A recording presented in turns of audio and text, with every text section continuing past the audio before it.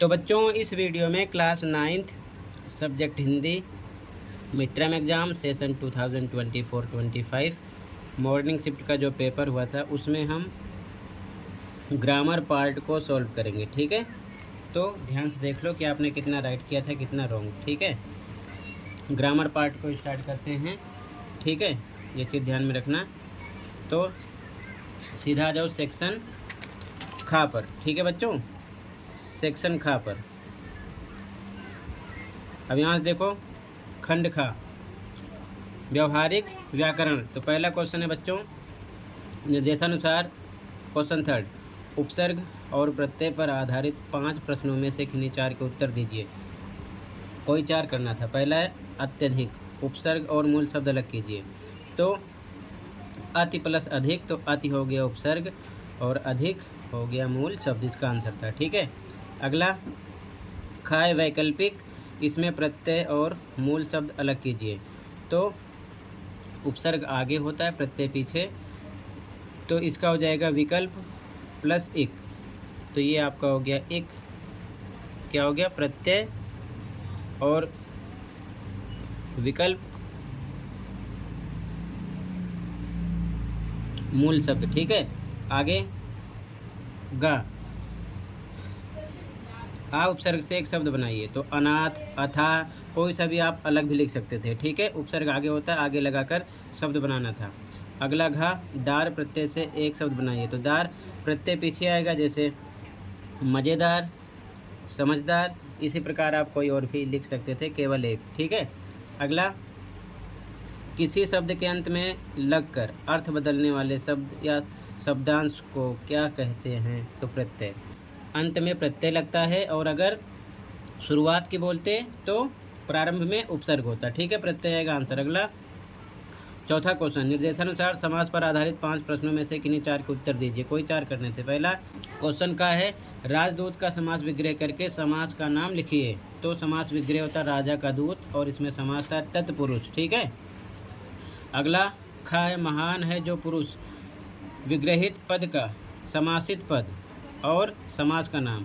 तो ये इसका विग्रह हुआ था, इसको पहले हमें समासित करना था, यानी कि ये हो जाता महान है जो पुरुष अर्थात महापुरुष, और समास का नाम कर्मधारय समास होता। ठीक है, अगला आजीवन पद में समास बताइए।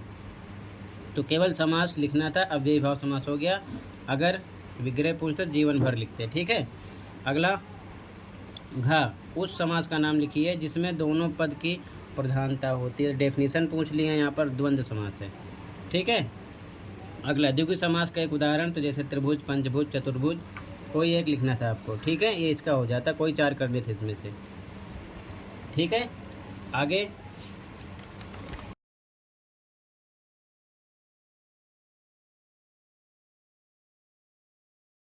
क्वेश्चन 5 निर्देशानुसार अर्थ की दृष्टि से वाक्य भेद पर आधारित 5 प्रश्नों में से किन्हीं 4 के उत्तर दीजिए। पहला दोनों बैलों का ऐसा अपमान कभी ना हुआ। तो यहाँ पर आ गया ना, इसीलिए निषेधवाचक हो गया। ठीक है, अर्थ के आधार पर वाक्य भेद निषेधवाचक हो गया। ना आ जाए, नहीं आ जाए। ठीक है, ध्यान रखना। अगला ईश्वर तुम्हें लंबी उम्र दे।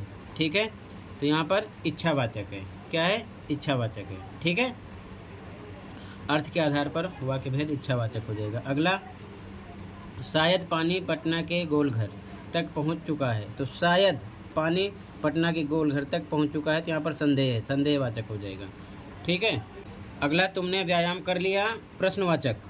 तो क्या तुमने व्यायाम कर लिया, क्वेश्चन मार्क लगेगा लास्ट में। ठीक है, ध्यान रखना, ये इसका आंसर था।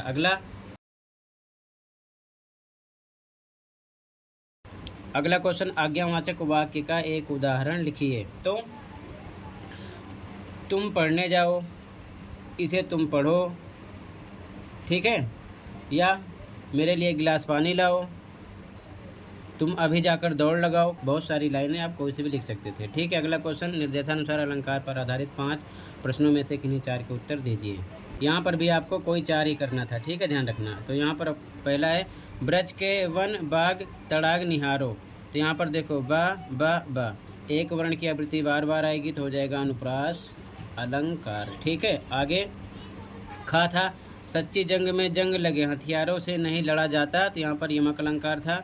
अगला पानी गए न उभरे मोती मानुष चून, श्लेष अलंकार था, एग्जाम्पल आपने पढ़ा होगा, ठीक है। अगला यमक अलंकार का एक उदाहरण अपने हिसाब से लिखना था, चाहे को 3 बेर खाती थी वो 3 बेर खाती है, या फिर कनक कनक थी सौगुनी मादकता अधिकाय, कोई एक, ठीक है। और भी आप लिख सकते थे। अगला क्वेश्चन, किसी वाक्य में कोई शब्द 2 या 2 से अधिक बार प्रयोग में आए लेकिन हर बार उस शब्द का अर्थ भिन्न भिन्न हो, तो वहाँ कौन सा अलंकार होगा? यमक होगा, ठीक है। यहाँ पर भी देख सकते हो 3 बेर खाती थी, यहाँ 3 बेर इसका अलग अर्थ है, और 3 बेर खाती है इसका अलग अर्थ है। कनक कनक अलग अलग अर्थ है। यहाँ पर भी यमक था। सच्ची जंग और फिर से जंग, इनका अर्थ अलग अलग है, तो यहाँ पर यमक अलंकार हो जाता है, ठीक है। इस प्रकार से क्लियर है। तो मैंने ग्रामर सेक्शन कंप्लीट कर दिया, बाकी आगे क्वेश्चन देख लो, अच्छे से प्रैक्टिस कर सकते हो आप। एनुअल के लिए भी सेम ऐसे पैटर्न में रहेगा, बाकी पूरे पेपर का सॉल्यूशन मैं शाम तक अपलोड कर दूंगा, टेंशन लेने की कोई ज़रूरत नहीं है, ठीक है। ये चीज़ ध्यान में रखना। तो क्वेश्चन को देख लो, और अभी तक आपके जितने पेपर हुए हैं सबका सॉल्यूशन अपलोड है, दोनों शिफ्ट का, मॉर्निंग एंड इवनिंग का। कमेंट में प्लेलिस्ट की लिंक मिलेगी, ओपन करके देख सकते हो, तो कमेंट को चेक कर लेना, ठीक है बच्चों। टोटल इतना ही था, मिलते हैं इसके कंप्लीट सॉल्यूशन के साथ। Thank you for watching and take care.